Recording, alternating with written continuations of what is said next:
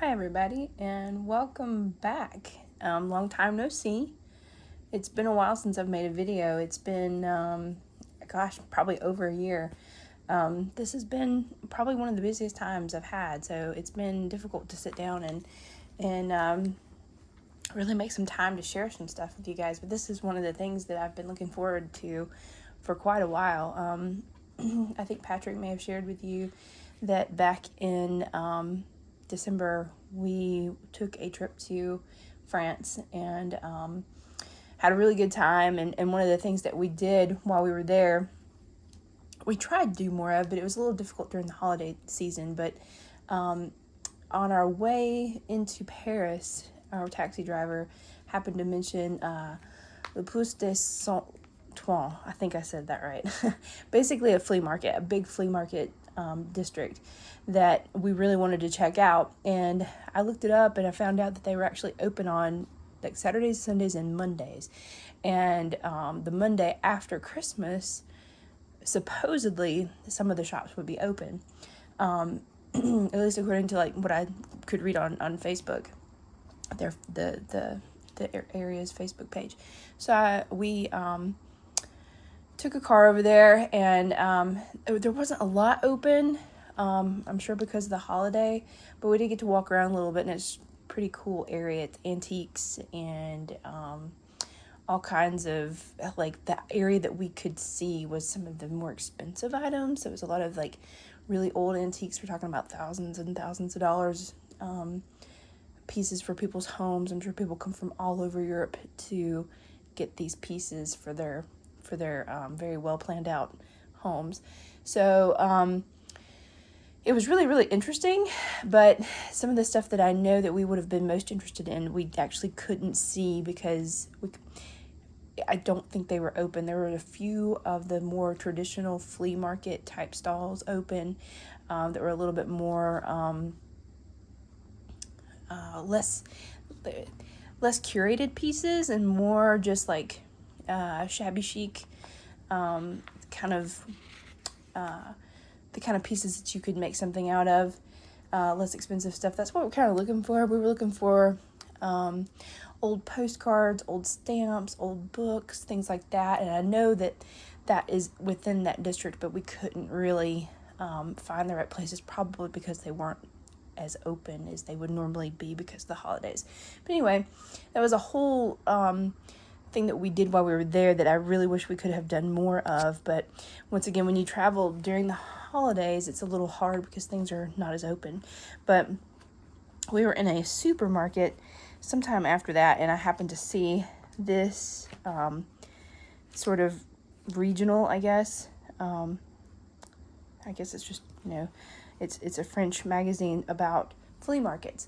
So this is antiques, and I translated some of these words just so I could know a little bit more about the articles and about what this was all about.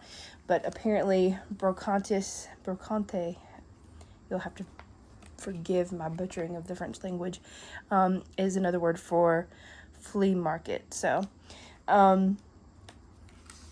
this is just kind of a whole magazine that they produce about flea market finds and antiques, and it was really, really interesting. I've been looking forward to looking through this for a while, and you can see in this particular episode this particular January 2023,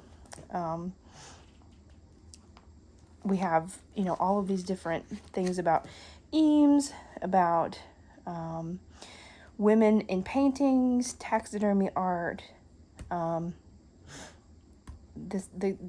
somebody that goes in and does metal work on these armament pieces.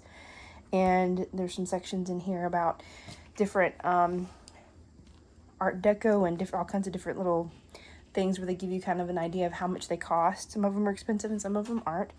There's a whole section about sconces and wall lighting, and an article about this couple that has this really eclectic style in their home. I looked up Deco Vitamine in Normandy. So it says like it always translates to like vitamin decor. So I don't know exactly what that means, except for it sounds positive. And vitamin, I'm assuming like something that's like happy and vital to life. I don't know. I don't know how that actually translates in French, but pretty interesting little article.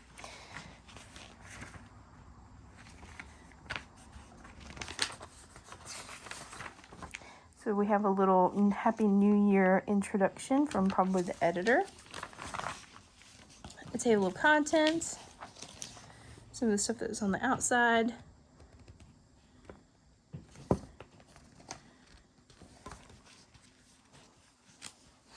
The House of Flea Markets, maybe?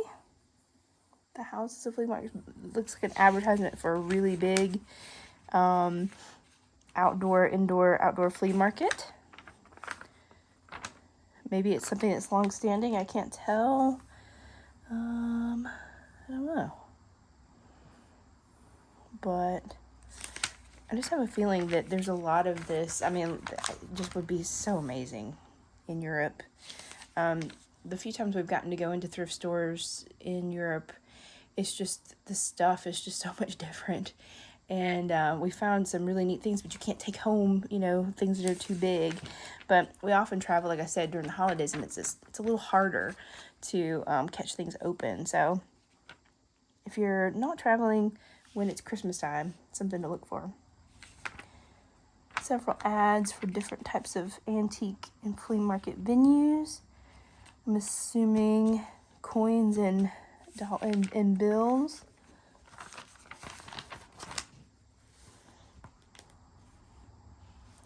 Like any magazine, I think they do like questions and answers, and maybe that's what this is.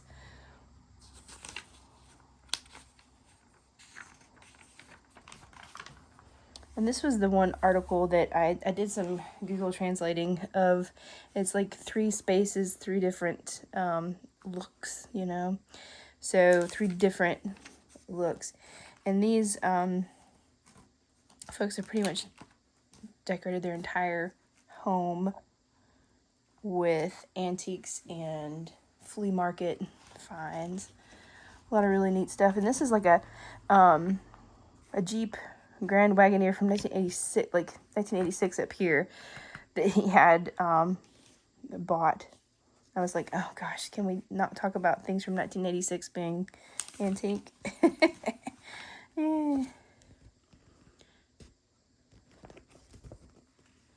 I thought this was really neat because they have this style where they have some collectible glassware down here and some different,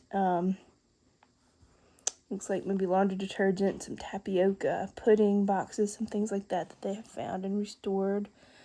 Some vintage lighting. Everything looks very well put together.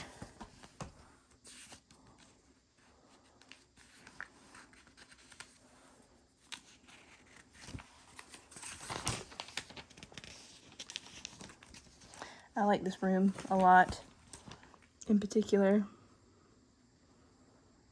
with all the little, almost looks like maybe matchbooks in there.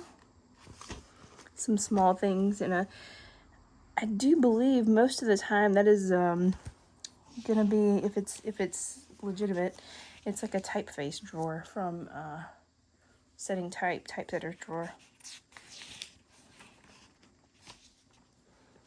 Kind of an eclectic mix here, anywhere from the 50s to maybe the 70s, and everybody had somebody with one of those kinds of crocheted blankets, right? My brother had one that was the patches like that, but mine was like zigzagged.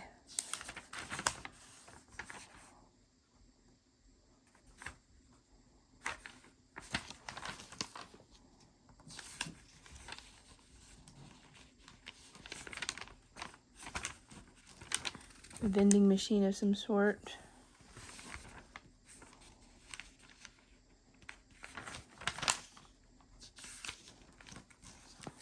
old signage.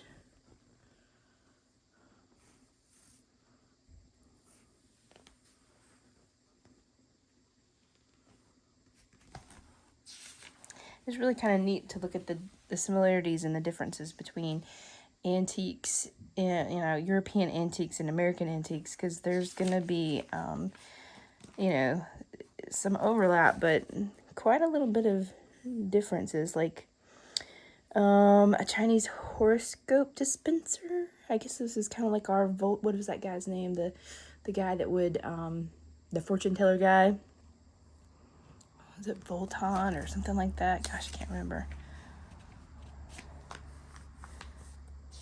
That, I don't think I've ever seen anything like that before.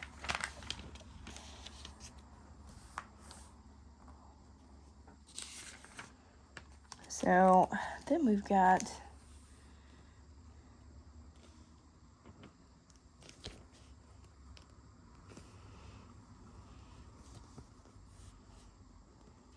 not sure what the overall idea of this article is, but some really nice pieces. I really like this desk. 1955. I guess that would be like the beginnings of mid-century modern. What we know as mid-century modern. I guess that's from 1946. That's dated, maybe they just mean from some time in the 40s. A vase, I think. 1935.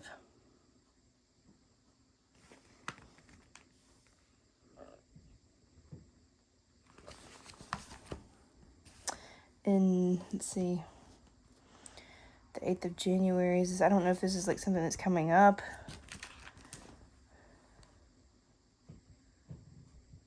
But that looks like, I don't know, looks like a gun.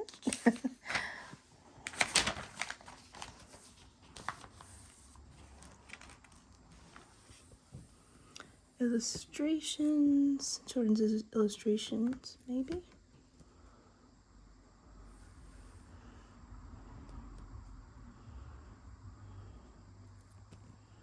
Wow, look at all the details.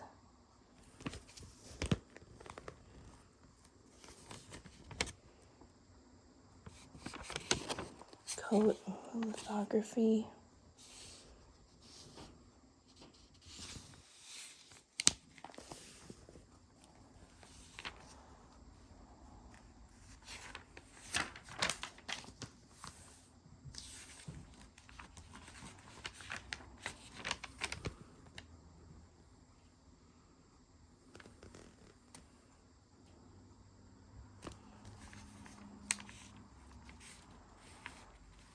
And if you want to subscribe to this magazine, this was a whole article about women in art. I think it goes through like 4 centuries of different women's interpretations in art and how the style changed. From the Madonna and Child style to the angelic style to the Rubenesque, more voluptuous style, showing women at work, and then showing women in more like off the cuff everyday scenes.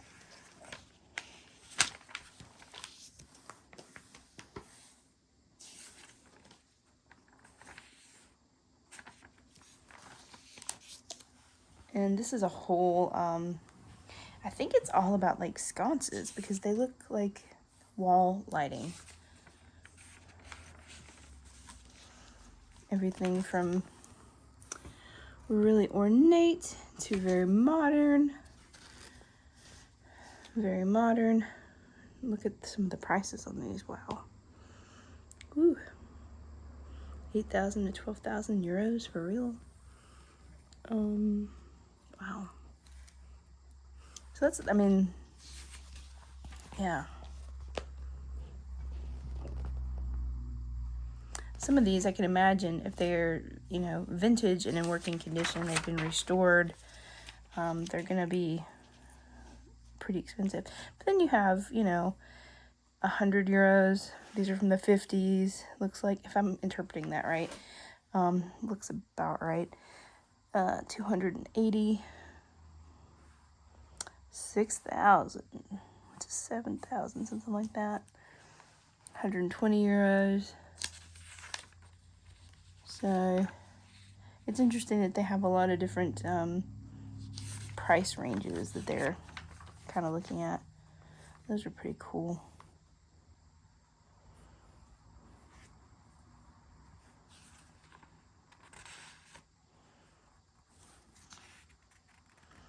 So I'm sure there are people out there that are really planning their space very well based off of a style, and they have something in mind, and this kind of gives them an idea, like, you know, this is what I'm looking for. I'm looking for something, you know, traditional like this, or modern like this, you know, and they can kind of look at price ranges and know what they can and can't afford to do. Taxidermy pieces. This is always kind of interesting. Taxidermy pieces in small amounts might be interesting, especially like maybe a bird. But some of them are just, I mean, the whole, like, it's just creepy vibe, man. Creepy vibe. And I don't, what's going on with that? That looks braided or something, doesn't it? That's very interesting.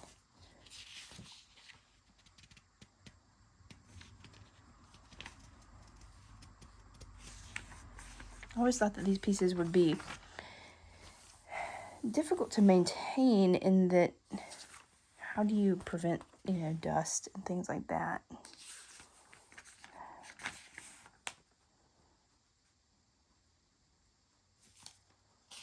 Is that a hedgehog that has been taxidermied?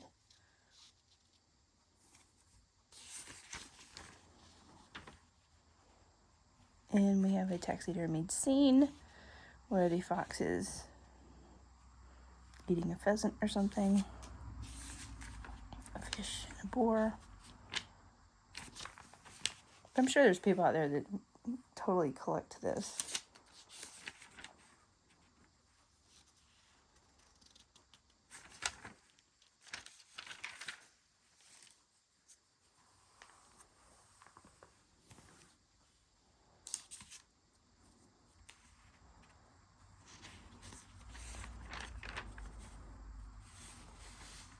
Little bronze sculpture.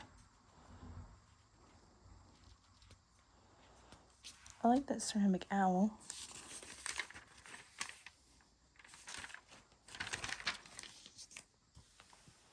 These seem to be like moderate little pieces. Some of the prices, if I'm interpreting that correctly, it's like a whole bunch of coins of some sort.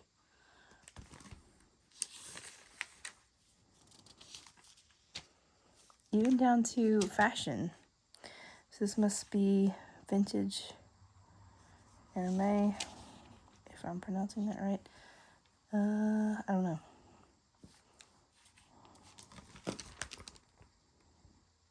Cartier watch. That makes sense. I would imagine vintage fashion pieces are very popular, kept in good condition.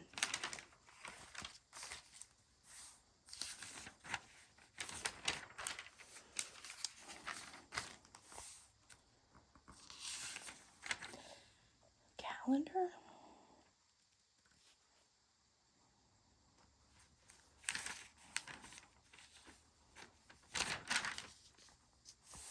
And I had looked up, I don't know if this is the pages or not, but I had looked up what some of this was, and it's either a calendar of events, or it's, or I think there are, like, these are auctions, like, when there will be auctions.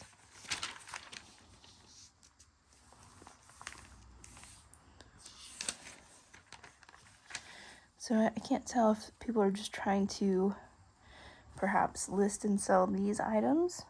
This is a French magazine, so if you put an ad for an item that you would like to sell in the magazine, I'm sure you would have a good time of a possibility of selling that.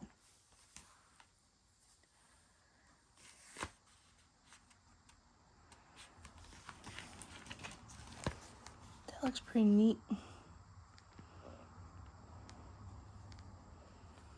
They have postcards, stamps, some signage.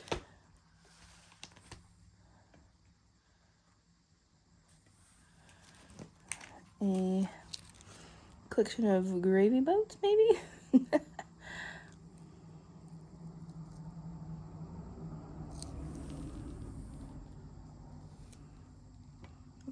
Vases and other glassware type things.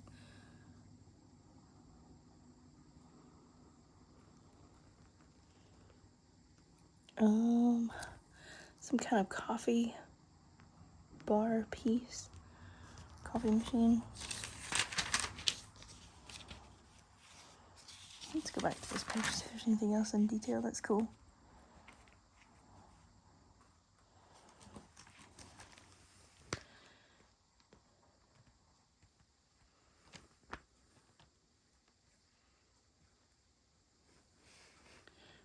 Uh, 40 miniature perfume bottles.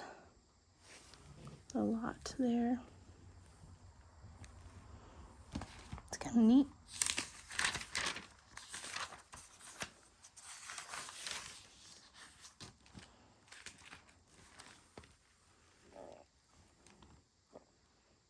Collection of postcards.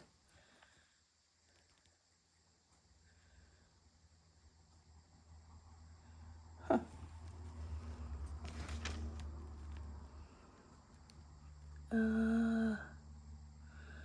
Michelin guides.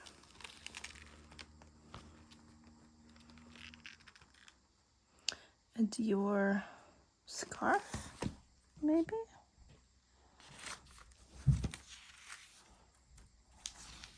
Old military uniform hat.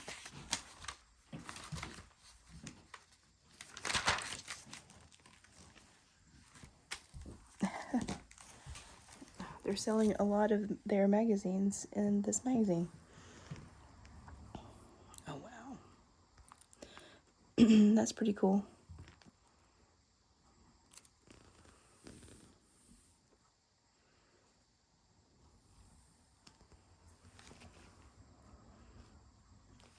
Old bicycles.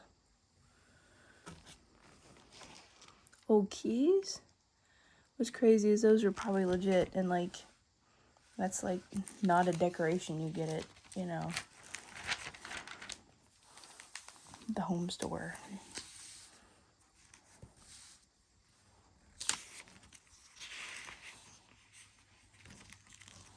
Look at that watch. I don't know if I can get close enough here. Look at that watch up there. Omega Rolex. What is that? I've never seen anything quite like that.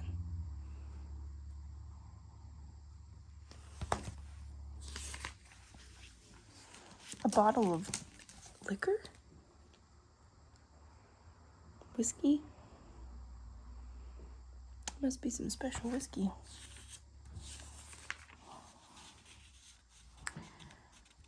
What is a scribe? These are like writing desks.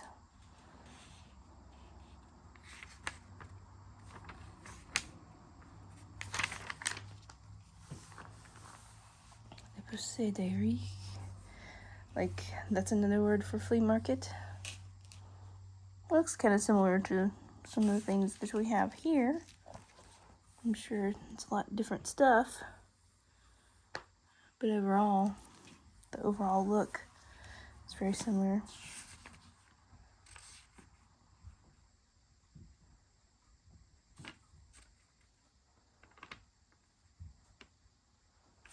That's random.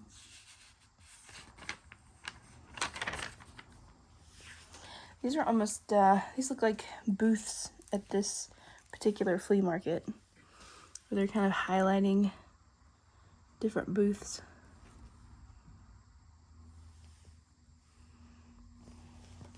I really feel like you could take a whole, like, flea market vacation if you were really into that, and you may not be able to come back with a whole lot because of how that works. Now, they will make, I know that they work with you on shipping and things like that. Granted, that's for folks who are very wealthy.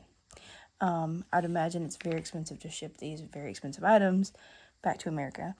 So, you know, I'm more of a thrift store person than an antique person because of I'm always looking for a bargain.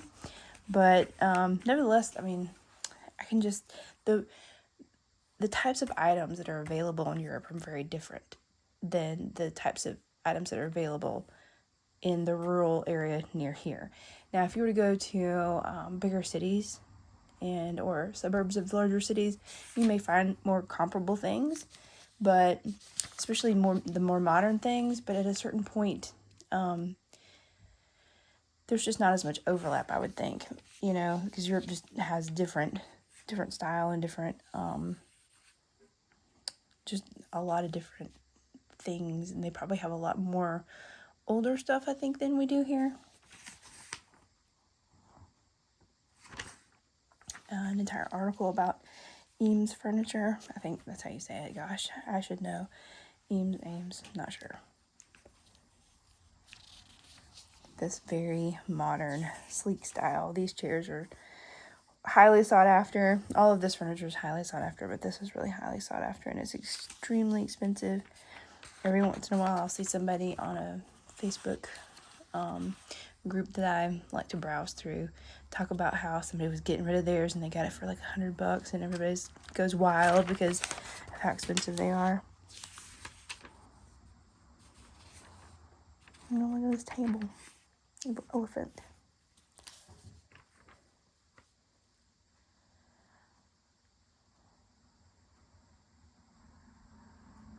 I've never sat in any of these, but it looks like it would be comfortable for like a second. And then you'd be like, yeah, I think I'd like something that's a little bit more padded. Like, that looks pretty comfortable. But these, nah. That, nah.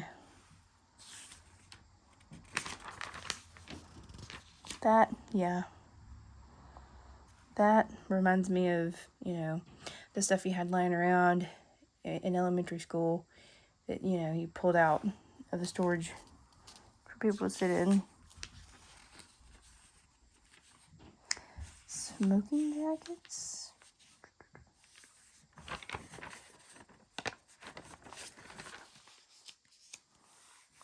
Here's just some, like, random things. I'm assuming these are the prices, and that's pretty good. €7 for an antique. That looks like a kid's little jacket or of some sort or other from the 30s. Metal animals. €40 for 6. Huh, that's really good. If I'm interpreting that correctly. And this is my kind of thing. An old magazine or book of some sort for €5. Something that's from 1956.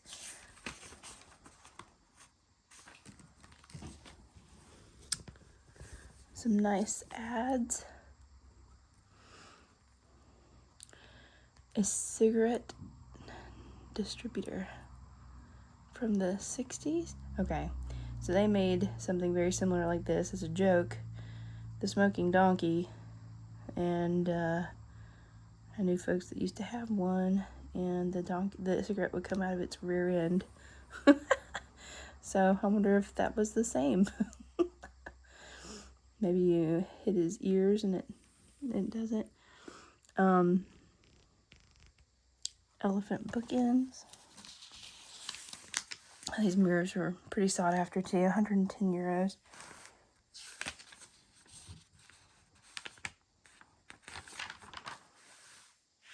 Oh man, these old patterns, man, that, you know, those are everywhere here. And granted, they're not European ones, but yeah, most of the time these patterns are, they can't even give them away. I bet you they end up having to throw most of them away.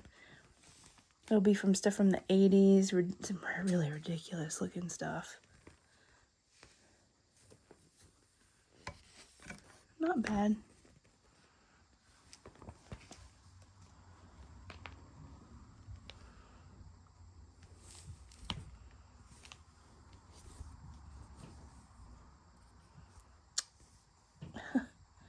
A Dymo machine.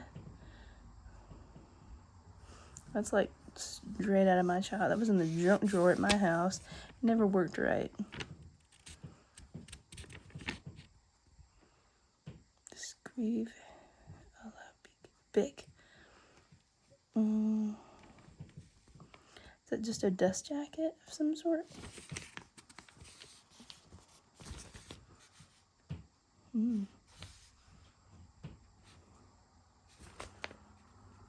Old shoes from the 30s. I wonder if what is the significance there. I don't know if they're bronzed or I can't tell. They don't look like baby shoes though. That's typically here what we do. This made me laugh. Look, walkie-talkies, micro walkie-talkies. But I like how this in the script it says, or it's talkies walkies.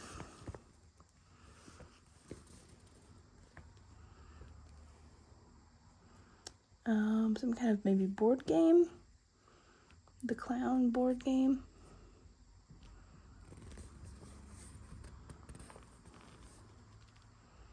Those are some nice little affordable pieces.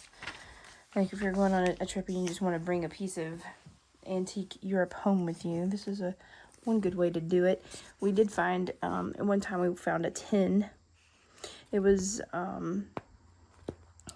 think it was a cigar tin. It was pretty inexpensive. And it was at a thrift store, so not even an antique store.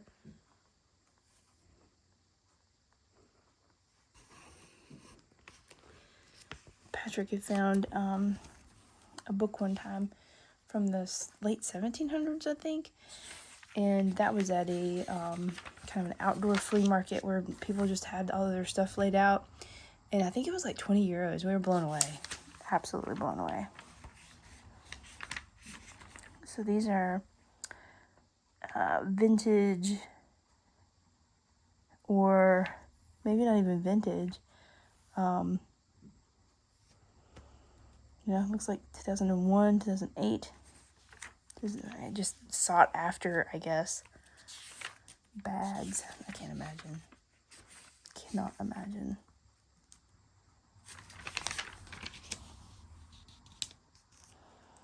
Maybe these are auction items? Maybe? I love this. Ghetto blaster. 500 euros boombox. Estimated 300 to 400 euros.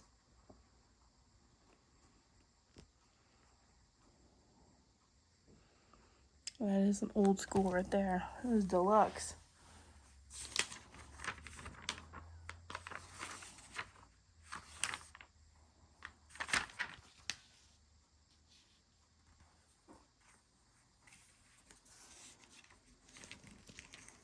Look at all the bears.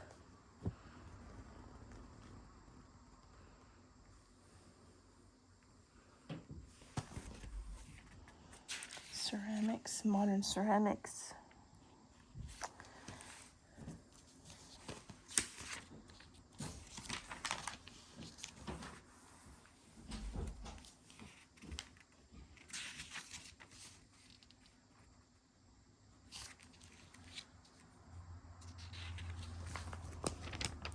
Some dishes and things up here. Look at all the designs on those. Decor Chambord, made in France.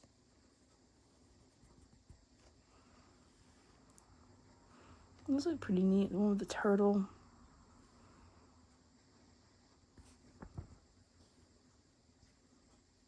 I can't tell. I guess those go together. It's a nice little set. Kind of a cool pastoral scene.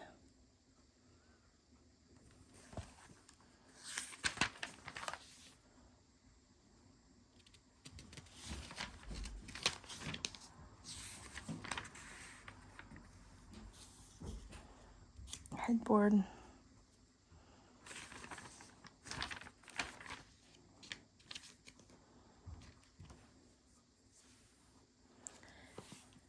So I guess this guy recreates battle armaments and things. I'm assuming he creates, maybe repairs anything. I don't know.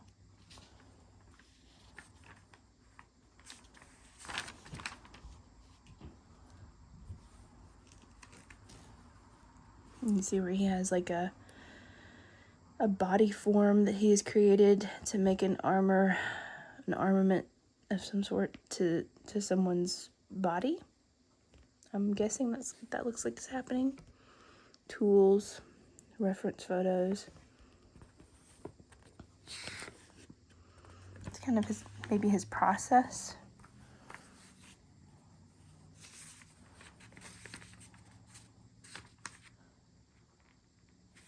It always amazes me that there are people out there that still retain these kinds of skills and they use them for these kinds of things, and they can actually make a living doing something so, such a niche thing to be doing.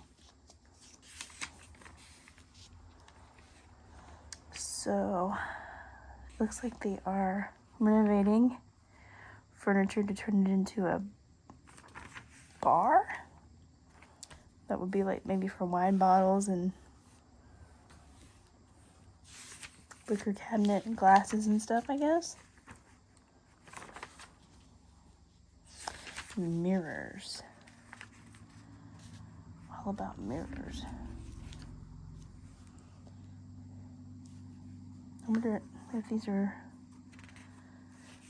new mirrors, repurposed mirrors. They have Instagram handles for some of these. Maybe these are different home interior decorators that use mirrors in their decor. I like the look of the round ones. Some of that kind of stuff's a little too frou-frou for me, but that's too modern. That's too green.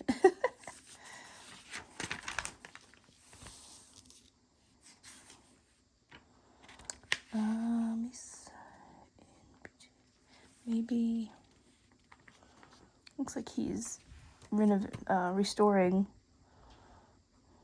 this. Maybe a toiletries kit. That's what it kind of looks like. Maybe aftershave and powders and I don't know. It's quite nice how he's managed to bring it back.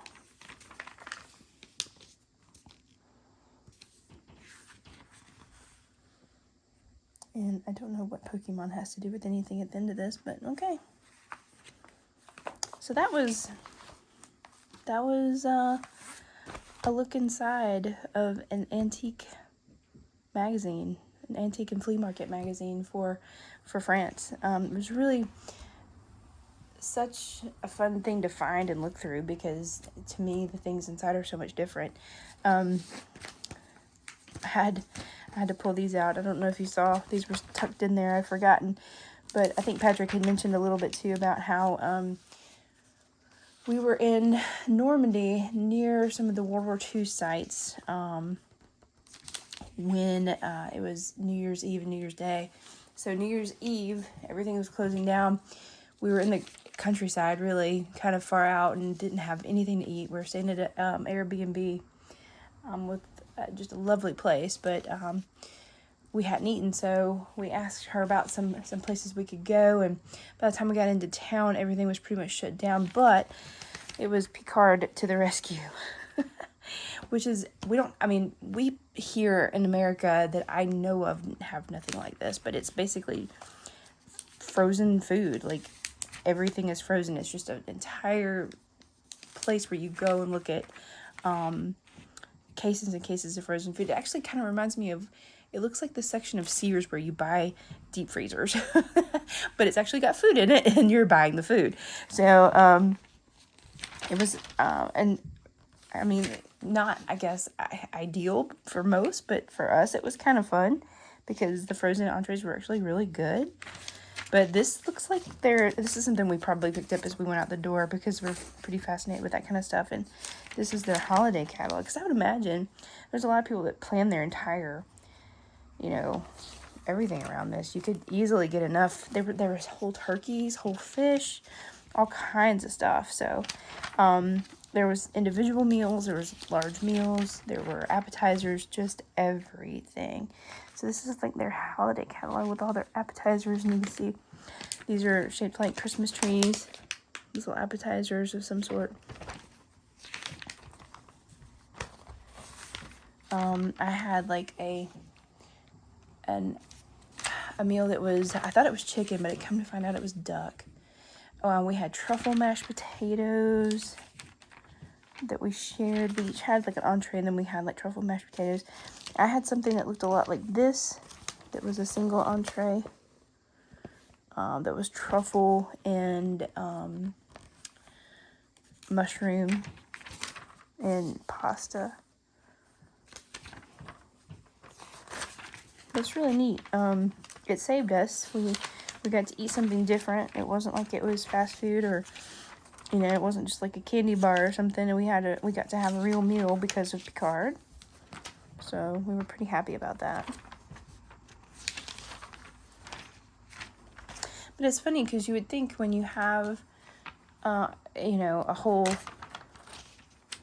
place that's nothing but frozen food, that it's maybe because the rest of the, supermarkets don't have as many, frozen things, but that's not the case really that we saw. There were still plenty of frozen things in the supermarkets as well. I had a Canadian friend of mine tell me that they have something similar in Canada that's, frozen food. And maybe in Americans' bigger cities, maybe we have something like this, but not that I know of. It's another little smaller catalog. Dessert. We had gotten, we'd also gotten a dessert, like some kind of ice cream thing, and we didn't end up getting to eat it because we were full, and then the next day we didn't eat it, so it stayed at the Airbnb in the shared refrigerator space.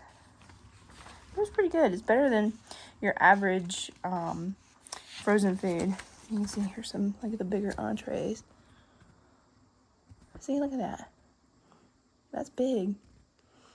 $53.99. So yeah, those are family sized. I mean, look at all that. All from a frozen supermarket. It was good.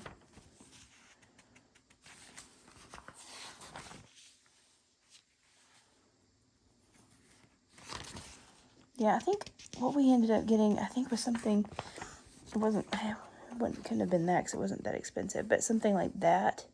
But I think it was a smaller one. Maybe it was something like this. Because it wasn't something for family size. It was something that Patrick and I could have eaten. But anyway, those are some little neat asides. So, I'm glad to be back. Hopefully at some point I can start doing more videos. So I hope you guys enjoyed kind of looking through these with me. It was fun sharing them with you. And until next time, bye.